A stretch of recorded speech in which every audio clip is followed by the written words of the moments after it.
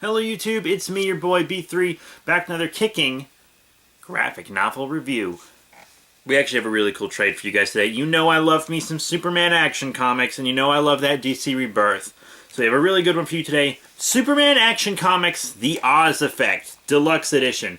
You see it's a lenticular. You see he's all like, oh, I'm in the kryptonite chains. And then it's like, oh, I bust free. And Oz is like, Nani? There's one on the back, too. You can be Mr. Oz or Superman. Oz, Soups, Oz, Soups. But, so we finally... One of the big rebirth mysteries is finally answered. Who is Mr. Oz? And the big red herring was that it was Ozymandias, which I believed for a while, of course. Part of me was like, it feels like a red herring, but I didn't have any other theories. Everyone kind of figured it out before it was revealed, though. It's Jor-el. Everyone had kind of figured it out beforehand. And it's kind of old news at this point. I'm actually recording this the week this comes out, but I probably won't have it up for a while because I'm behind on uploads. But I'm going to read you the back and the inside cover. One of DC's biggest mysteries ends here. True. His name is Mr. Oz. Since before the events of DC Universe Rebirth, he has plagued Superman and his allies, kidnapping friend and foe alike, setting up the pieces for a mysterious endgame that no one can fathom. And now the moment has arrived. Mr. Oz wants Superman to leave Earth forever, and he's willing to spread death and destruction around the world to make his point. But who is the mysterious figure, and why is he obsessed with the Man of Steel? The answer is a revelation that will rock Superman to his core. Writer Dan Jurgens, The Death of Superman, and artist Victor Bondagovic, New Superman, are joined by writer Rob Williams, Suicide Squad, and artist Gilliam March, Batman Eternal, and Ryan Sook, Wednesday Comics, as Mr. Oz's epic reaches its thrilling conclusion. Collects Action Comics 985 through 992. Yeah, pretty dope. And the inside cover says, humanity is doomed. The people of Earth do not deserve a savior. Despite the best efforts of heroes like Superman, humanity still gives over to its worst instincts time and time again. In the battle between good and evil, evil is winning. Mr. Oz, the cryptic figure who has been manipulating Superman's life, only wishes to show the Man of Steel that this world is beyond hope. To do so, he's pushed the Earth to the brink of destruction. As Superman darts from continent to continent repairing Oz's damage, the villain turns his attention to Superman's son, John. Kal-El might not be willing to accept Oz's new anti-Earth doctrine, but will his son? The stakes couldn't be higher, because if Oz is right, the Kent family's very survival may require abandoning the human race to a terrible fate. But, yeah, so Jor-El, and aka Mr. Oz, is doing this weird thing the whole book, where he's, like, convincing humans to do bad things, and saying, oh, I'll save you from the bad things and won't let you die if you do them, but he is going to let him die. He's like, go out and do these bad things. So he's convincing the people to do bad things, and then he goes to Superman and is like, look at all these humans doing bad things. What awful, evil creatures. But it's like, you're convincing them to do these things. You're setting off this chain of events where all these horrible things are happening around the world all at once. That was my kitty. So it's your fault. It's a Kryptonian's fault. And, didn't your race pretty much cause its own extinction? Who are you to fucking talk? Yeah, it's... But then it turns out it's not all Jor-El doing that. He had kryptonite poisoning. This is at the very end. I'll tell you what happens between these things.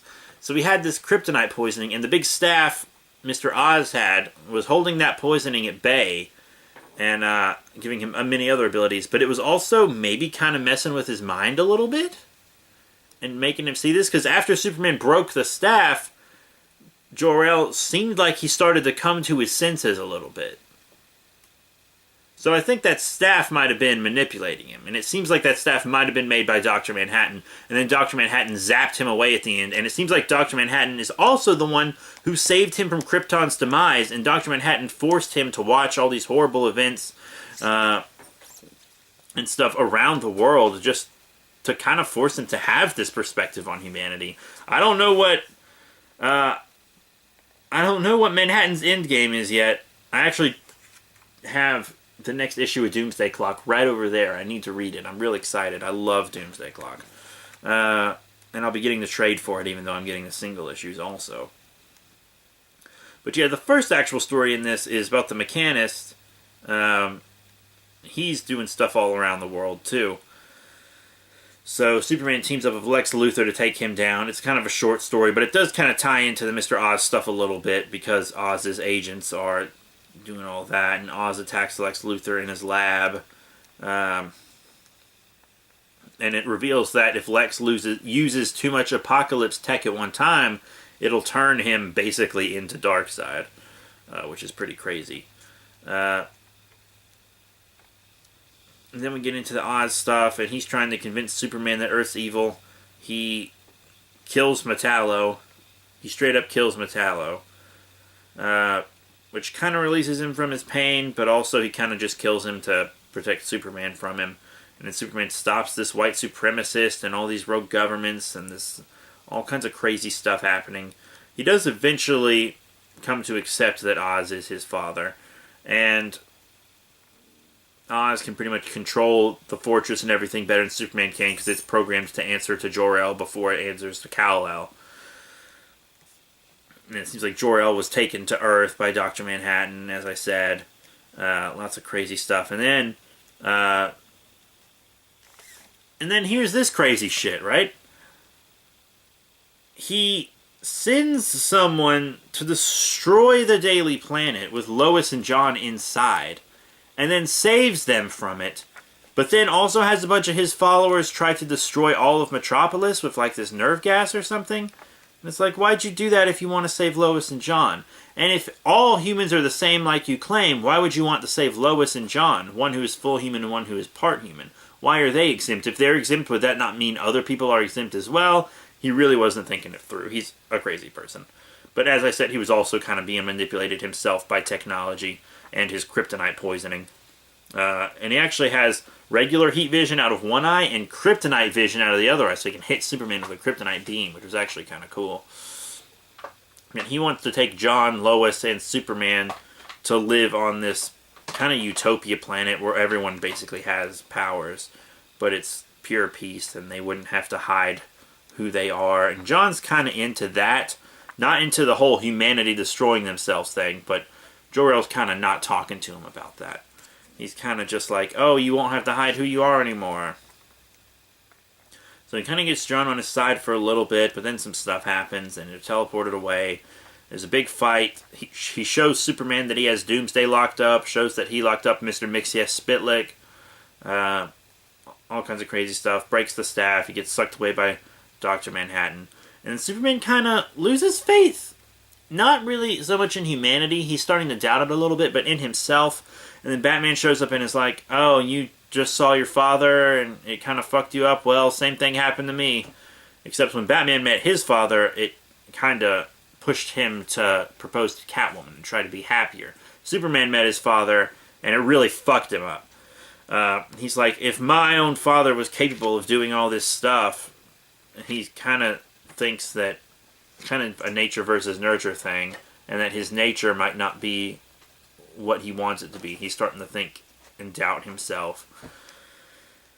And then he makes a dumb move, but we'll talk about, like, he goes to Mogo with Hal Jordan to watch an actual recording that Tomar Ray made of Krypton exploding.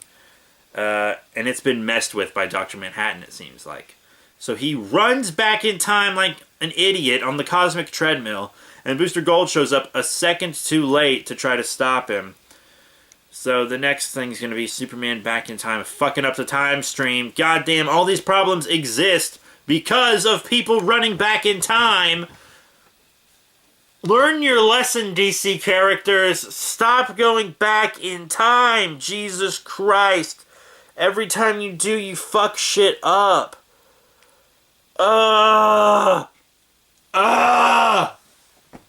Every single time. But yeah, Jan Jurgens, Victor Bogdanovich, Victor Bogdanovic, sorry, and Ryan Sook and all the others, they did a great job on this book. I really like the art. I really like the story. Action Comics has been consistently good. It's a very good run of Action Comics. Check it out if you want to read it. It is really good. I'm liking these lenticulars on deluxe editions. That's pretty cool. I really like lenticular covers. But I have more coming your way soon. The next few, we'll probably do a Flash, a Green Lanterns, Flash Volume 5, Green Lanterns Volume 5. I know we got to do Green Lantern Earth 1 Volume 1. I got a few things to do. Maybe some All-Star Batman. And that's just DC stuff. I mean, I still got Gwenpool and Spider-Man Deadpool, Spectacular Spider-Man, Mighty Morphin Power Rangers. I got all kinds of stuff to do. But we'll get to it. And then I got, if you want to see me review single issues of comics, then check out my B3 Productions channel and watch my comic book haul videos. And in the hauls, I review each single issue comics, and I also show you all the trades I pick up, so you'll know what trades I'm going to be reviewing and everything. But that's it. Thank you all very much for your support. This has been Superman Action Comics, The Oz Effect Deluxe Edition. Very good book. I really enjoyed it. You'll enjoy it too. So that's it. Thank you all once again for your support, and I'll see you all later.